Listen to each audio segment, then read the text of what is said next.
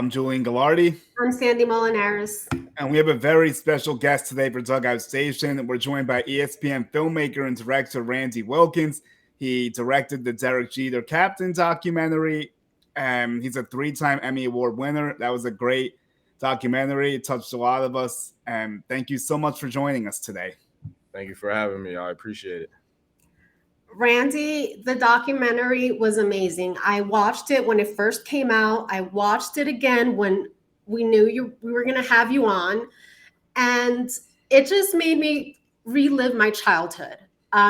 Amazing work. Excellent job. First question, how did you get Jeter? Well, Jeter was already attached. Derek wanted to do it. So when it was brought to me, he had already agreed to be a part of it. So I didn't get Jeter. That would be Mike Tolan and MSM, the production company that also did The Last Dance. He had been working on trying to get Derek for about a year, I think. And it started when Derek got his phone call to be inducted into the Hall of Fame. And there was a crew there that was documenting that day. And I think Derek realized in that moment that his daughters had never seen him play baseball and that he was comfortable enough with having a camera crew there to share that special day, not just with his family, but eventually the public.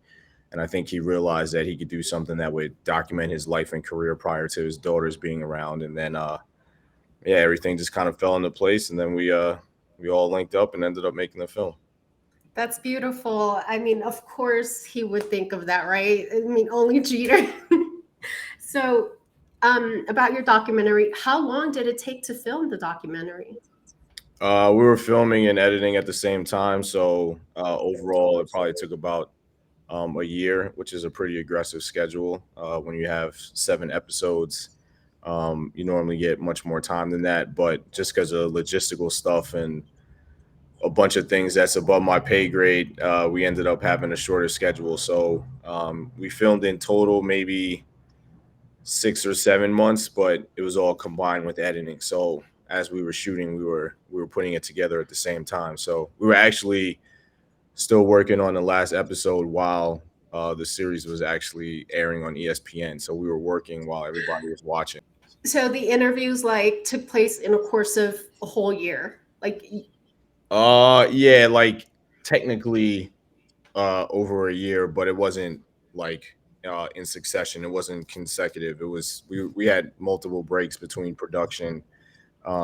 We filmed Michael Jordan and his interview probably late April, or even later than that, maybe.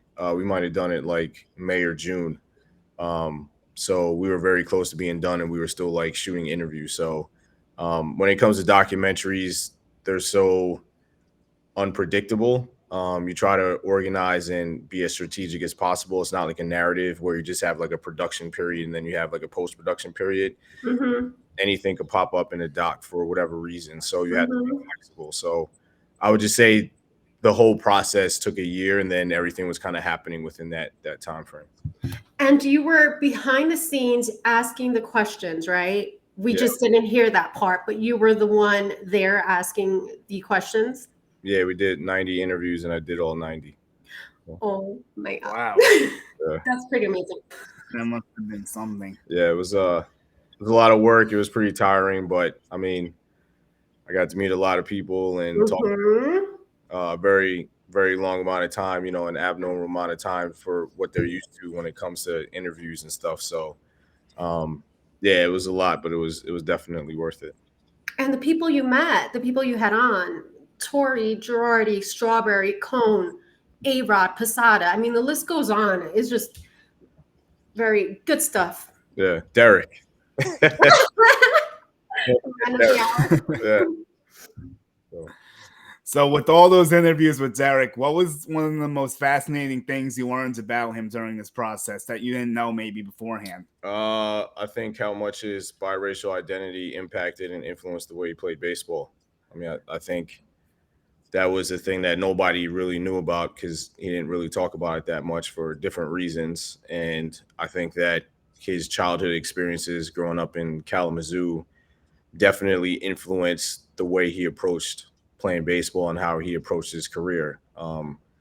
He talked a lot about wanting to be seen on the big stage and like thriving the big stage, because the bigger the stage, the more people watched, and he kind of thrived off of that. And I think a lot of that is tied back to people watching him when he was younger and not having an opportunity to defend himself or speak for his family, knowing that people were casting looks that were not the best ones. They certainly weren't like supportive. So I think that's something that we discovered going through this process with him. It was something that I knew that he had those experiences, but I wasn't really aware of how much it influenced the way that he played baseball. And I don't think he did either, because even when I asked him about it, he was kind of thrown and he had never really made that connection. It was something that he never really thought about. So that was probably the most eye-opening thing. Yeah, because I noticed in the first 2 episodes he was talking a lot about how he liked having the people watch him and stuff, and how he like thrived for the moment and everything. But that was definitely an interesting fact we didn't know. For sure. Yeah, I do recall too. I forgot the name of the reporter, but he mentioned something like that Derek was who he is. I think he approached everyone like he was colorless. Yeah. And now, did Jeter know you were going to ask him that question when you did? Because he was thrown off when you mentioned colorless. Was he aware that I was going to ask the journalist, or? No, him, the question. To Derek, I asked Derek. Yeah. Derek knew that I was going to ask him that. Okay.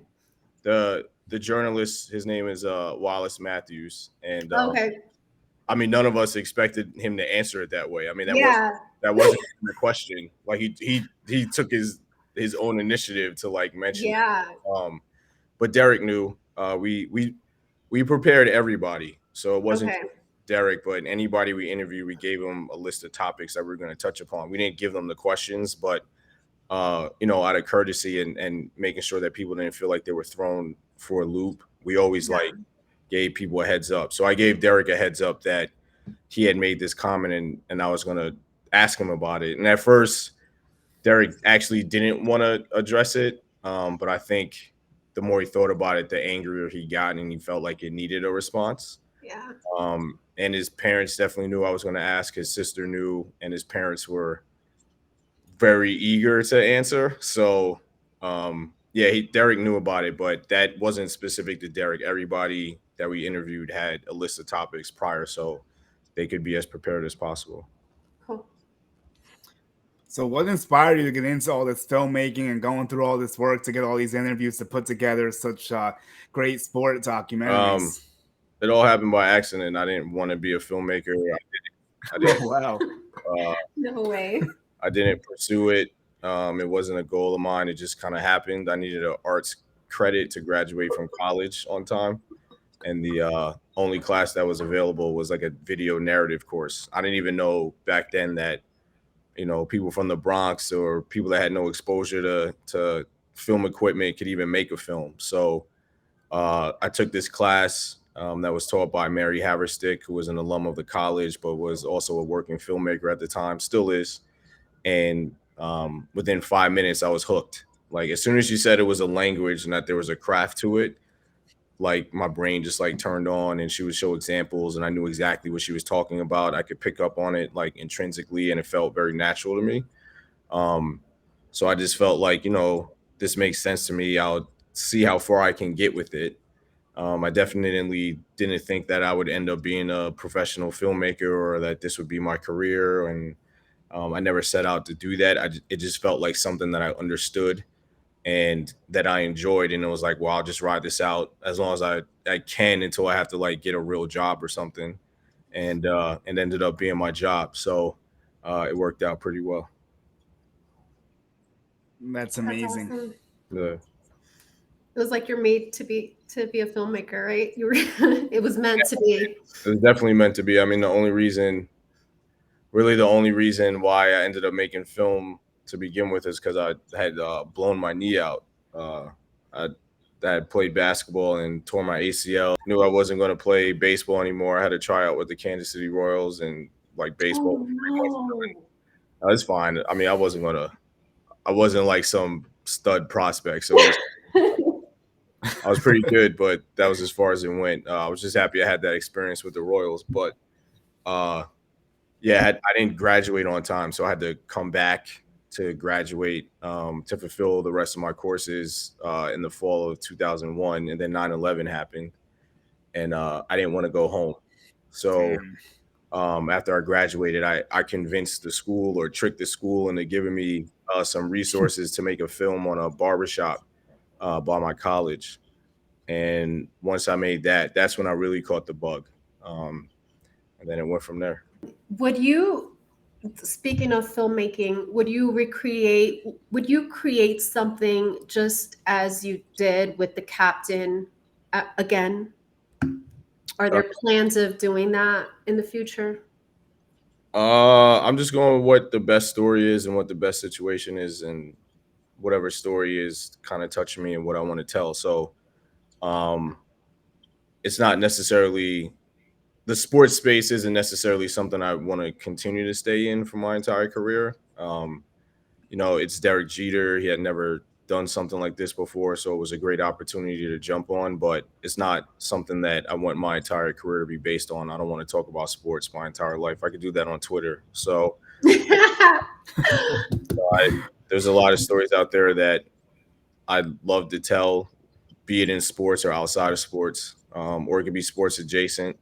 So, and I also don't want to just stick with documentaries. I mean, with the writer's strike and the SAG strike coming soon, narratives are kind of put to bed right now, but eventually I want to get into narratives as well. So I don't really want to stick into the doc space primarily. I just want to be able to tell great stories and be as diverse and widespread as possible.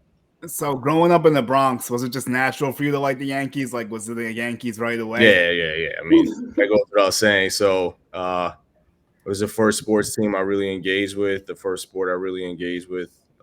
So yeah, I mean, that was very easy, the easiest team to pick, I guess. So yeah, it was Yankees since as long as I can remember.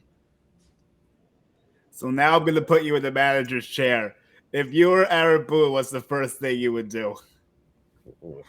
I don't know if I'd want to be Aaron Boone, but I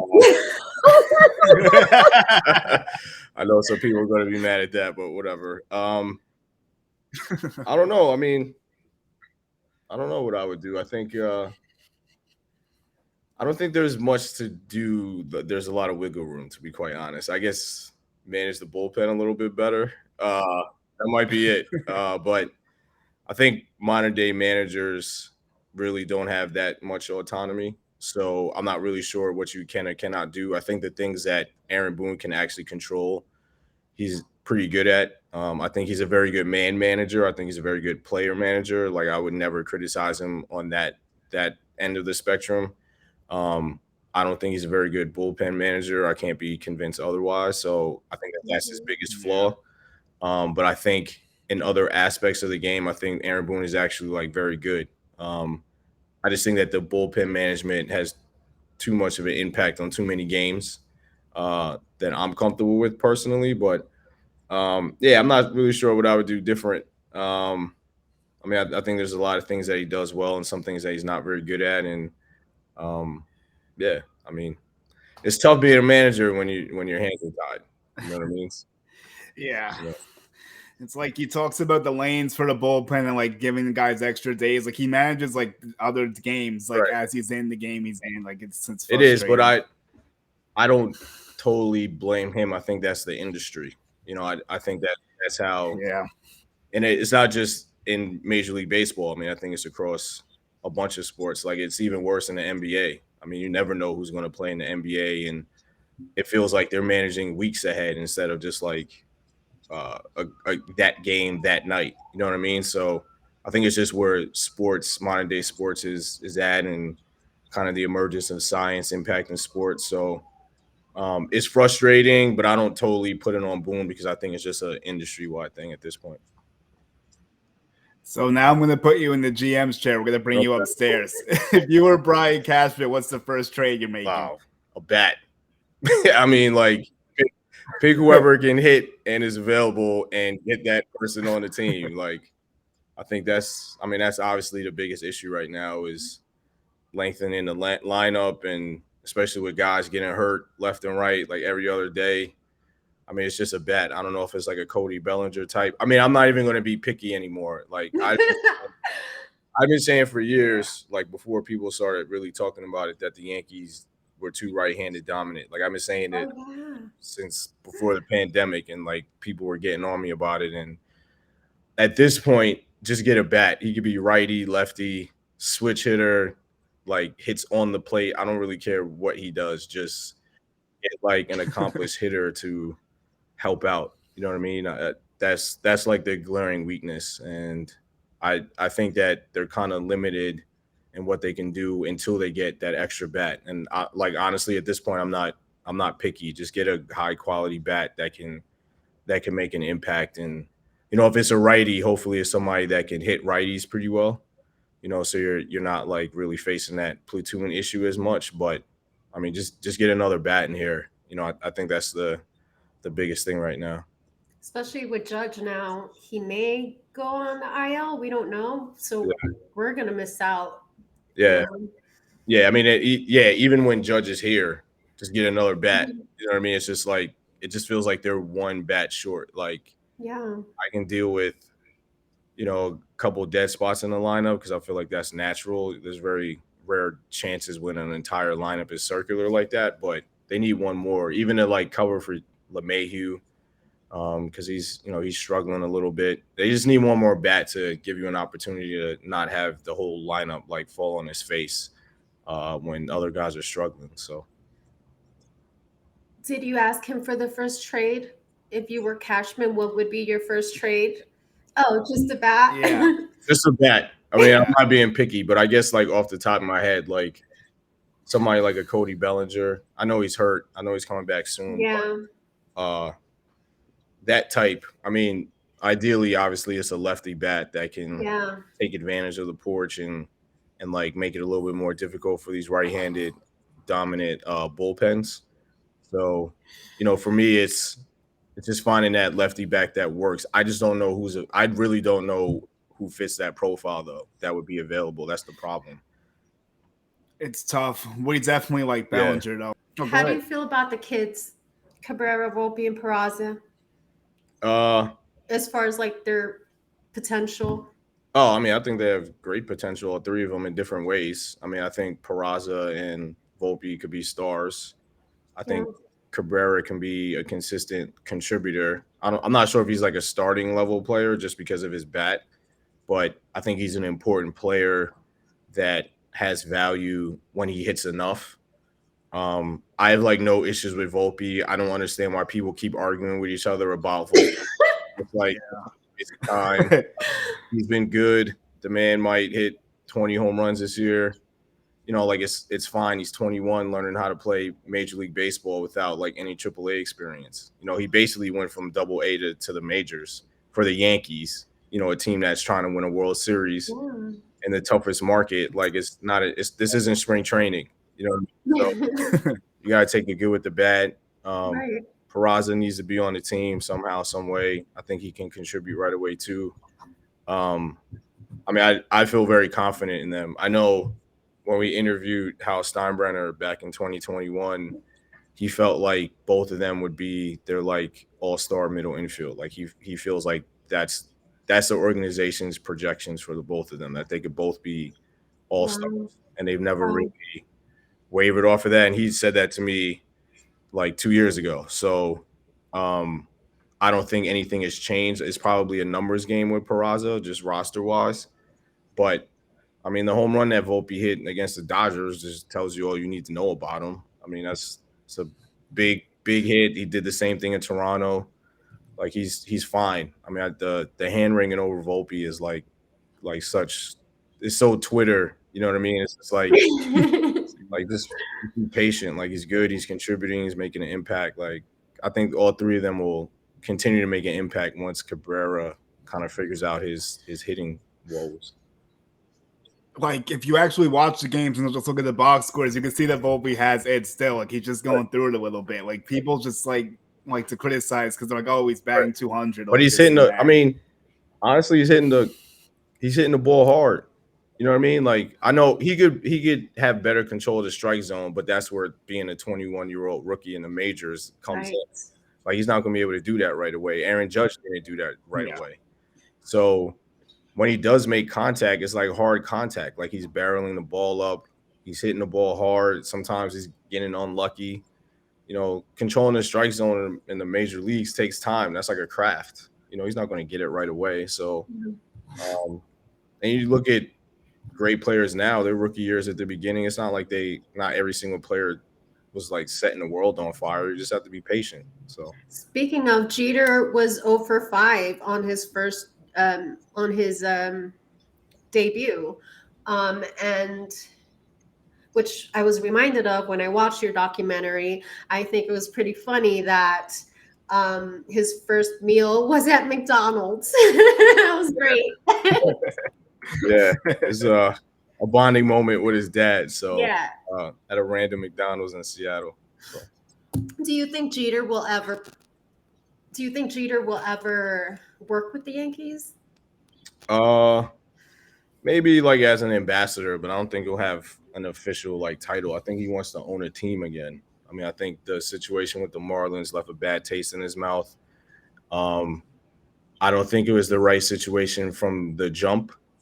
And I think Derek's about ownership and business and high-end business. And I think Derek has a vision of how he wants to see a franchise operate. And I think he still wants the opportunity to have like that autonomy and that authority. So I think if a situation comes up where he can be a part of the ownership group, but like have greater authority, I think he's going to take it. And I don't really see him really taking another baseball related job unless it's that. I mean, he was an owner, he was a CEO. Like, why would you want to go backwards? You know what I mean? So I think he's waiting for the right opportunity, if it comes, whenever it comes, to be a part of the ownership group again and take his hand at something in a better situation than the one he was in with the Marlins. What do you think about this pitching situation with all these guys dropping like flies? Like Nestor's down now. Rozone hasn't thrown a pitch yet. We know Montas is maybe September if we're lucky. And I'm just like, it's a lot to deal with. Yeah, I mean, pitching is hard. You know what I mean? Like, pitching is unnatural. So I think they've weathered the storm pretty well, actually. I mean, they're 11 games above 500. They have actually pitched well, you know, and all the bullpen injuries too. I think that it just is a testament to like how the organization has better developed pitchers up and down the organization. You know, I think Randy Vasquez in his one start, he did well. I know Johnny Brito was like super inconsistent, but he did like throw some quality innings at some point. Herman has made a big jump. I'm not a big fan of him as a person, but he's here and he's contributing, and you know, he's helped the rotation quite a bit. Sticky stuff to the side or too much rosin to the side, whatever that was. But even the performance against the Dodgers, that might have been the best start of his career. So I think that Matt Blake is a great pitching coach. I think that Sam Breen and the minor league team has done a really good job of developing and kind of just creating this pitching factory that could come up and like be available. So obviously you need the big boys when it matters the most, but I think right now, just going through the regular season, they're kind of just keeping their heads above water. And that's probably another area where they look at the trade deadline to kind of get some kind of innings in there just to kind of cover themselves just depth wise. So I wouldn't expect like a big name pitcher to come, but I would expect them try to bring somebody in to like help out depth wise. Would you prefer, like, wouldn't you want them to fill the hole in left field instead? Like, do both. I mean, if you can do both, I would prefer that they do both. I mean, I honestly believe they can win the title if they're like this year. Like, if they're ever healthy, they're a top 3 team to me. Like, I don't have any doubts about that. But they do have some holes they have to fill. So to me, just go fill the holes as many as you can and then go for it, you know, for the rest of the season. So if they can get a bat, get the bat, and if they can get a pitcher, get the pitcher. I mean, they did that last year. I mean, they tried to do the last couple of trade deadlines. They've gone after multiple positions. You know, it's just that guys got hurt. I mean, I don't. Yeah. It's just bad luck, I guess. I don't really know how else to describe it. I mean, it's unless you got damaged goods. The Montas thing is a little weird because he was hurt and then he got hurt again. Yeah. So I think that was that ended up not great, but they've been trying to fill multiple holes at the trade deadline, so I think they're going to do that again. I mean, they're obviously in a position to do it, so they just need to keep treading water or playing the way that they are right now, and it helps that their schedule now is not as tough as it was like at the beginning of the year, so they might be able to coast by playing like the White Sox and the Red Sox, and pick up some like cheap wins that way too. Well, what do you think about their chances of catching the Rays if Judge is down for a significant amount of time? Should we just settle for a wild card at that point, or do you think they could still make a run at the Rays? I always think you can make a run until they say it's over. You know what I mean? So I think you have to be aggressive. I think that you have to continue to go about your business like you can win the division. It's early June, so depending on how severe the injury is, he might not be gone for that long. We just, it could go either way. So if he's not there for a long period of time, is obviously going to be difficult. I mean, everybody else would have to stay healthy. So reality might kick in at some point. But my attitude is always you go for it until they tell you it's over. So I don't think the Rays are a juggernaut. Like I know that they gotten off to like a great start and like are winning games, but I don't think that like they're the perfect team by any stretch of the imagination. Like I don't think they're the 2018 Red Sox. You know what I mean? So that team felt like, all right, this is their division and it's not going to work out. I don't feel that way about the Rays. Like there's so many guys that are playing above. They're all having career years at the same time, and that just feels unsustainable for an entire lineup. You know what I mean? So I think they can be caught. I think the Orioles are a threat, but they really need to address pitching. I think that's going to catch up to them at some point. I still think that they're going to make the playoffs, but the Yankees just need to stay healthy. I mean, it's obvious, like, and it's kind of like the easy way out, but that's the issue. And it's so hard. It seems like the biggest issue. Yeah, biggest always. But Judge ran into a brick. I mean, like a concrete landing in the bullpen, breaking the fence. Like you can't. Nobody's going to expect that to happen. Like that's nobody's fault.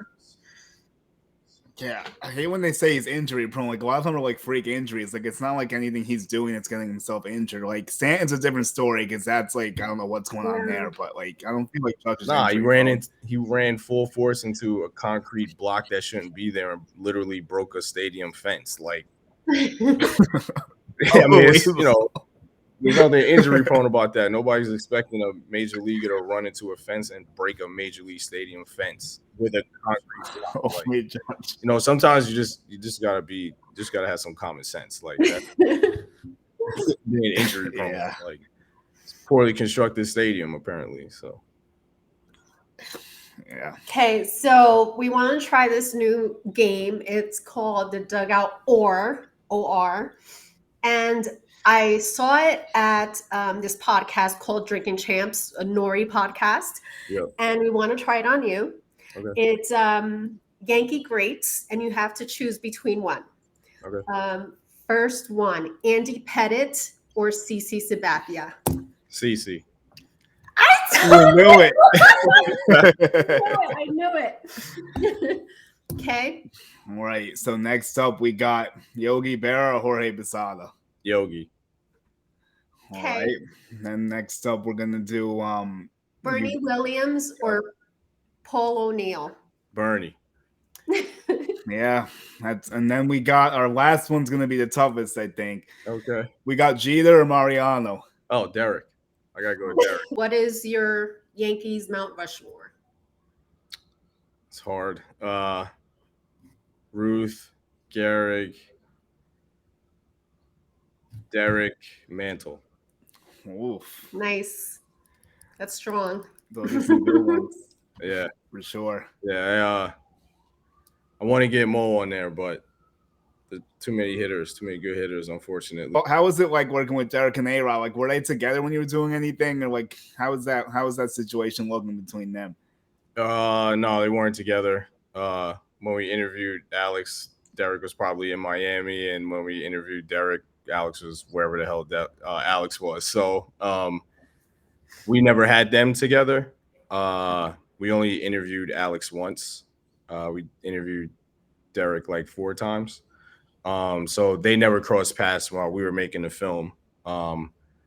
Obviously, we reached out to Alex to be a part of it. We wanted to make sure his voice was in it. We didn't want to misrepresent him or paint him in a negative light or paint him in a light that kind of ridiculed him. Like that was something I made sure right from the beginning we weren't going to do that. We weren't going to pick a side.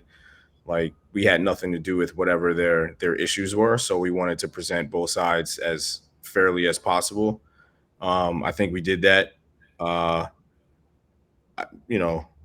Derek was totally fine with it. I think when we first started talking about it, Derek didn't want the Alex thing to kind of like take over. But as time went on, I think he realized that Alex was in his life more than people realized, or more that he realized. They've known each other for almost their entire adult lives. And I think that they've had a longer connection than even Derek realized before looking back on it. So there were multiple moments that it felt it was necessary to like touch upon and get into because they're so intertwined with one another. And I felt like they both spoke their truths as much as they were comfortable like showing and giving. And I mean, in some ways, I think the film has led to Derek and Alex working on Fox together. You know what I mean? Like, I don't think that happens partly without the film. I think that Derek's wife, Hannah, had a lot to do with that as well. Because she came into Derek's life after a lot of that drama had happened. So to her, it was like, why are you guys beefing? Like just get over it. Like, this is silly. And I think Derek getting older and having kids and also having that perspective from his wife changed things for him. I think that, I'm not totally sure. I don't want to speak for him, but I think what happened and Derek won't forget it. But I think that he's at a point in his life now where, he put it in his place and is willing to move on, obviously. So, they're colleagues. So it's good. I mean, I think it's a positive when guys can get over whatever their issues are and move forward together in some capacity. So I think it's a good thing. I want to talk about your film. I love the music. I love the old school hip hop that you threw in there. That was amazing. Pete Rock, Nas. It just opened up perfectly. I love that. There's certain things in your film that I didn't even know. I learned a lot from Derek Jeter, his personality. I was like, wow, he is like something else, let me tell you. And especially there's something that stuck out to me that I didn't know before, where 2009 World Series, CC Sabathia was pitching, and Yankees were down. And CC was completely lost. Jeter went up to CC and said, "Yo, you're good. I got you." And he went out there and hit a home run and won the game for him. And that's just a testament of who he is, as well as the type of player I want on my team now. Who is the Derek Jeter on the Yankees now? What do you like? What are your thoughts on that? Oh, I mean, to me, it's Judge. I mean, it's just like a bigger, more powerful version of Derek. I feel like Judge has that confidence. He obviously has that impact. He has that ability. Like, I mean, he can tell a pitcher, "I got you," and then hit a home run. I mean, that's pretty obvious. Yeah. Aaron Judge, without question. I mean, he's the captain for a reason. I think he impacted older players the way Derek did when he first came up in '96 or when he came back in '96. Yeah, I mean, I think he's that guy. I mean, it's just that the roster around him isn't as good as the one that Derek was on and didn't have those other leaders, accomplished players alongside him. they stayed healthier. You know, a lot of guys didn't get hurt as much as the guys do now. So, yeah, I think it's very clearly Aaron Judge. I can't think of anybody else that would be remotely close to filling those shoes like Aaron. Yeah. That's fair. Something that stuck out to me was that Jeter, like, he was like more upset about the losses than happy about the wins. Like the situation in 2004, like still eats them. You could tell like it's still a fresh wound, even though it's been like 20 years. Yeah, I mean, dude doesn't like losing. I mean, like at all. Like, and I mean, he has like a real edge to him. Like people see the smile and all that stuff, but he's actually incredibly intense. And Yes. Yeah. yeah, he's a very intense guy. And you know, people talking about the way that he handles losses. Like he can't even like really talk about the way he handles losses because it's very much like, yeah, I was pissed off. Like there's nothing else to talk about it. I don't like it. I don't really like the feeling. And he doesn't really say much about it. Like I feel like, you know, less is more in that situation. Like, yeah, I was pissed off. Like that's it. I mean, there's really nothing else to really expand upon. So yeah, he's extremely intense. I mean, that was another thing that I learned about him, and you can feel it. It's not just him talking about it; it's almost like his energy changes. So yeah, he's a pretty intense dude. He just displays it in a more, I guess, like Arrogant way. Arrogant in a way. oh no, there's nothing No? arrogant. No, there's nothing arrogant about Derek. It's just he downplays it more, but it's there. You know what I mean? Like you look at like Paul, he's not as demonstrative. Like Paul O'Neill was intense, but you know, he's throwing helmets and like punching water coolers. Yeah. Derek is just as angry. He's just not doing all that extra stuff. You know what I mean? Like he's not as demonstrative about it, but like that level of intensity and anger is there. Like he and Paul O'Neill very similar in that way. Wow. That's interesting. I never viewed it that way before. And you gave us a look that no one else really gave us because during his career, we didn't really know his personality. Like he didn't get too much. He was just like quiet and low key. Like we got to see like a whole new level. And it was really I actually, when watching him do the interviews with reporters, like after the games and stuff like that, he came across as arrogant to me, honestly. I mean, I still love the guy. He's not. He actually doesn't like arrogance. I think that's another reason why he and Alex didn't always get along. But I mean, like you said, it was by design. You know, that was why when the project was announced and people were like, well, what is he going to talk about? Like nobody's going to watch this. It's going to be boring and all that shit. And I was just like, look, a totally different guy. Like the public persona was intentional. Like he did that for a reason. And he didn't really care what you thought about it because he was winning. And I mean, the first time I met him, you could tell that he was a totally different person than what you saw in the media. So I had all the confidence in the world that was going to be on display because I saw it, you know, and I was actually appreciative of people kind of setting that bar low because I knew that we were going to like jump way over it because that's not actually who he is. He's actually quite the opposite. And like getting to know him, and he's extremely charismatic. He's a jokester. He has like a great sense of humor.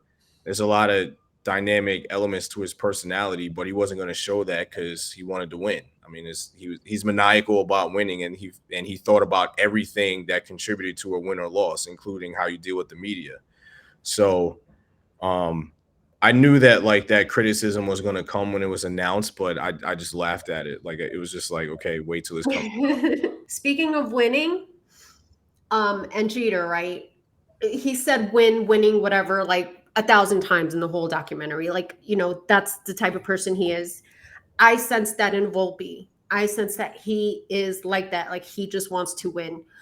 Do you think Volpe will live up to those expectations that everyone has set for him? I mean, what expectations are we talking about? Like Jeter comparisons. Nah, I don't think. I think he'll set his own path and it'll be very successful. You know, the Jeter comparison doesn't work, like multiple reasons. And I get why people want to do that and want to kind of force that narrative, but it's not the same. Like they're not even the same player. You know what I mean? Like they just have different profiles. I think Derek was in a very unique situation. I don't think Volpe's in the situation that that Derek was in. That 96 team needed Derek to like put them over the hump more than this team needs Volpe to put them over the hump. I think that the 2023 Yankees like have other issues that the 96 team didn't have. Like they needed a shortstop and somebody who can impact, but also like have an impact on the clubhouse. Like Volpe doesn't have the control of the clubhouse the way Derek did in 96 as a rookie. So true.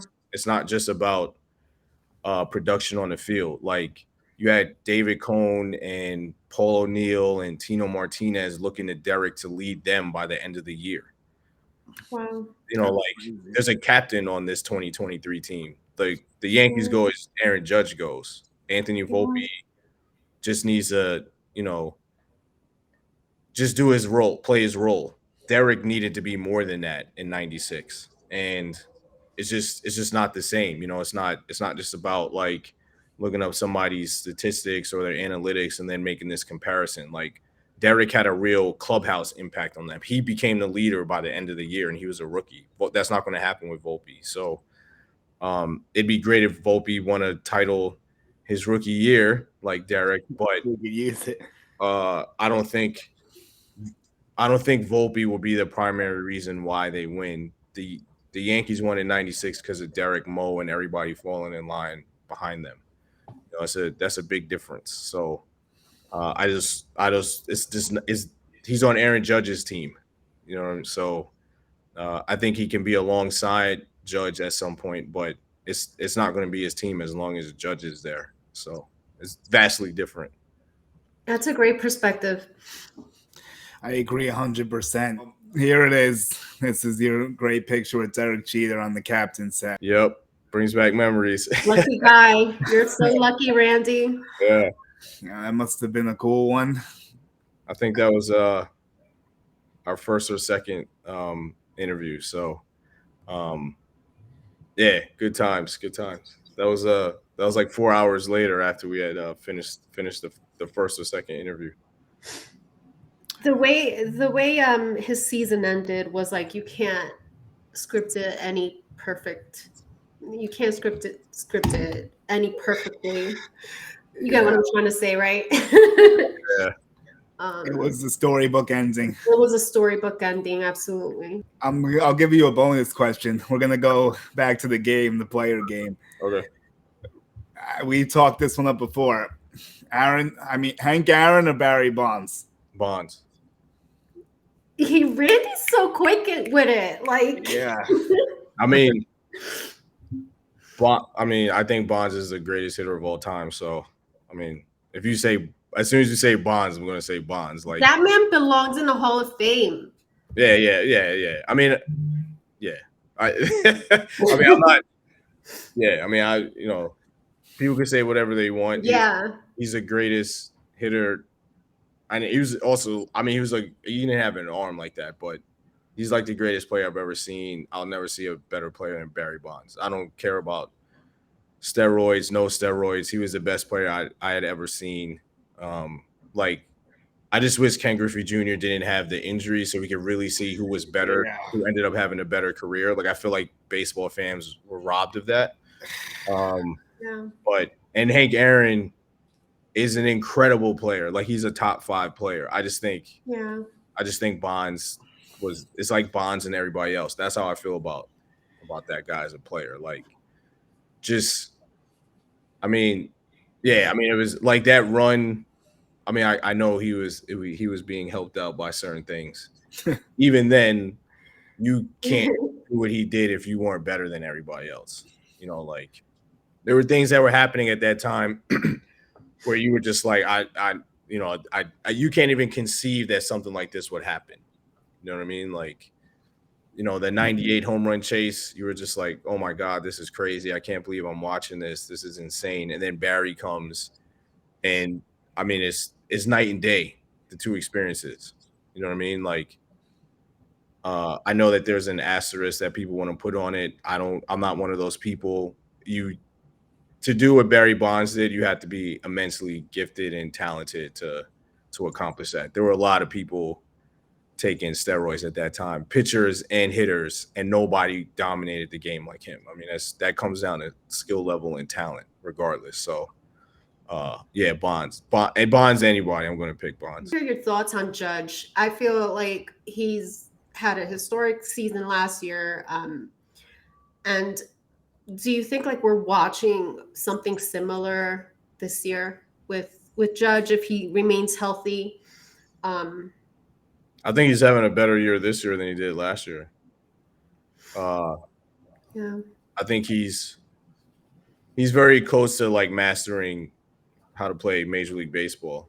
You know, he's pretty close. Like I think Mike Trout has done that, and I think Judge is like very close to that. It's just stay healthy. You know, I mean, like the injury now is like just tough luck and the result of being an incredible competitor and being at the wrong place, I guess, at the wrong time, I guess. Yeah,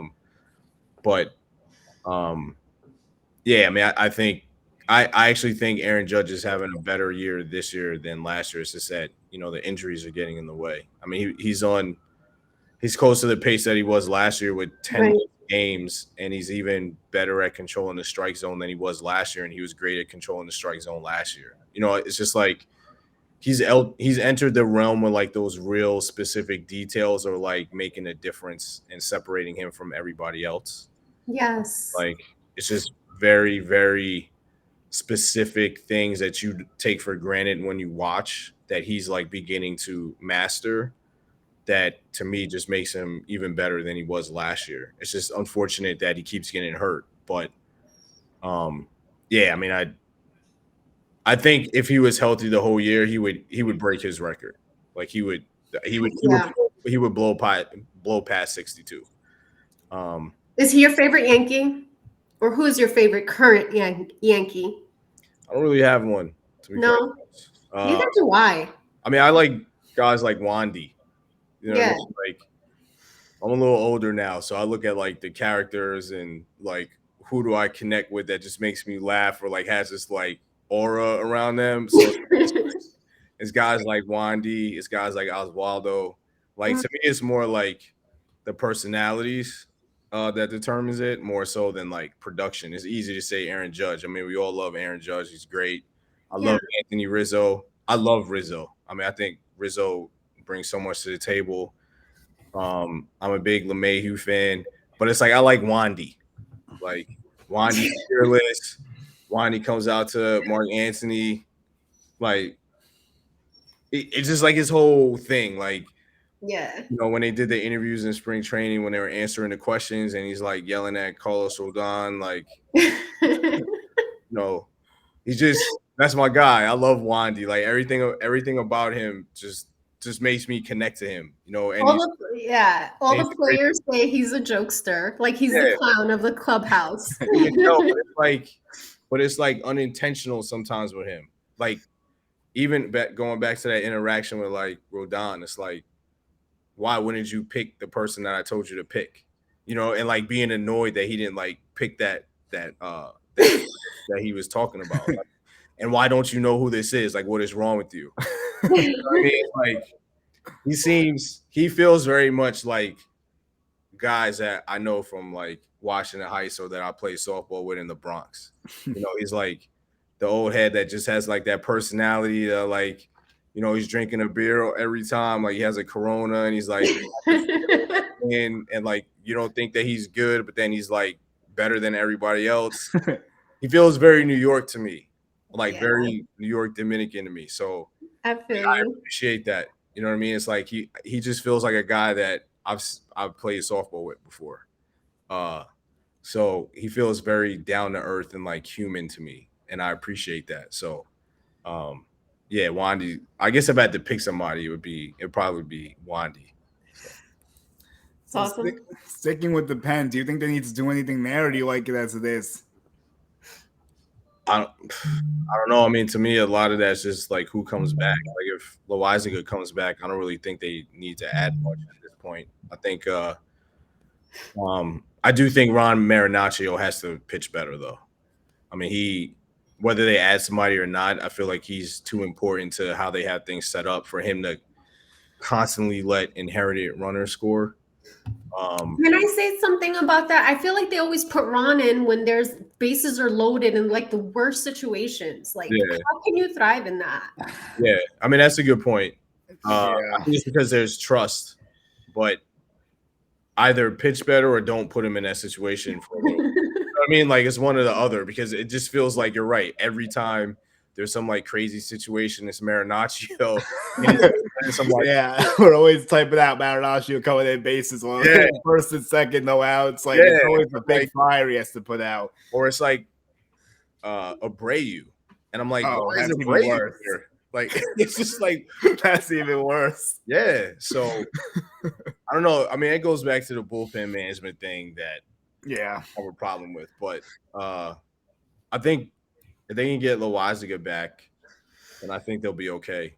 I don't think they're ever going to have like a set closer. They might add somebody for depth. I mean, they always seem to like add some reliever just like out of like habit, I guess. yeah. So I'm sure they'll add a reliever because they always add a reliever. So I would expect that, but yeah, I mean they really need Loizaga back, and I know we haven't had any updates on him, so that's not a good sign. It feels like I'm worried about him. He gets banged up a lot, and his elbow stuff's never good. So At this point, Hill will be up before Loizaga. yeah, right. Yeah. So I mean, I'm sure they'll add somebody just because they always add somebody. I can't remember they didn't try to get a reliever. So yeah, I mean, I'm all right with the closer by committee, but in the playoffs, it could be worrisome a little bit. That's the only problem with it. Yeah, yeah. I mean, I don't know. I don't know. I think it's working. You know what I mean? Like they have so many good arms, and they've really been. The guys are just like really pitched well. You know what I mean? Like, again, it just comes down to how they're deployed. I mean, that's when it comes to the bullpen, it's like how it's going to be used. To be quite honest, I do think in some cases the players have kind of covered Boone by being able to like execute, even though the decision is a little like odd or doesn't make that much sense, or like the constant let me try to steal another out starter in an inning instead of just giving a clean inning and like getting out of the inning without any like drama. Like that needs to stop.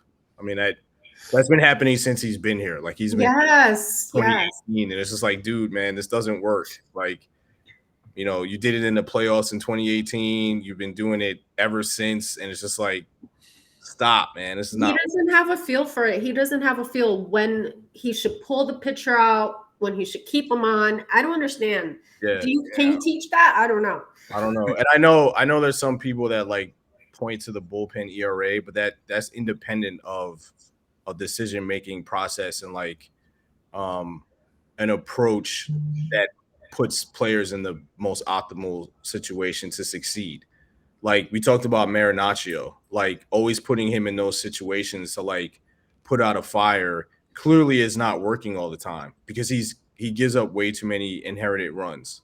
Like putting Abreu in that situation isn't advantageous to an inconsistent reliever like Abreu. So he might get out of it, but that doesn't mean that like the process is sound. There's a difference. Like bullpen ERA isn't a reflection of process. Like they're not connected to one another. That doesn't make any sense. So like the pitchers are good enough to like overcome bad process, but it would be good if you had good process and good pitchers. Like you can have both. And that's what you should be striving for. So like to me, that's like an issue with Boone that really needs to be resolved regardless of who they bring in or don't bring in. Like, you know, I was at the game when Herman pitched against Cleveland and they took him out and we were all like booing him as soon as he came out, and then like Holmes blew it and we were all like, if we know that, why don't you know that? Like, you know, it's things like that where the process isn't good and the pitcher wasn't able to overcome the process. So I think that is an Achilles heel of this team. And that's not to say Boone is the reason why they haven't won a championship. Like, I think when people say that, that's absurd, like the players play. But I do think Boone can do a better job of putting players in the best position to succeed when it comes to bullpen management decisions. Like there's too much evidence to suggest that he doesn't do that with consistency process wise. Man, I don't want to stop asking questions, but we got to let you go. Yeah, it's we got an hour in now, so we got a lot of good content here. This was awesome. Randy, thank you so much. Everyone check out the Dugout Station on all platforms. Check out Randy's stuff on ESPN, especially the Jeter documentary. He does a great job. This was fun. And he's an avid tweeter also. For the good and for the bad. So Yep. Check those Twitter handles.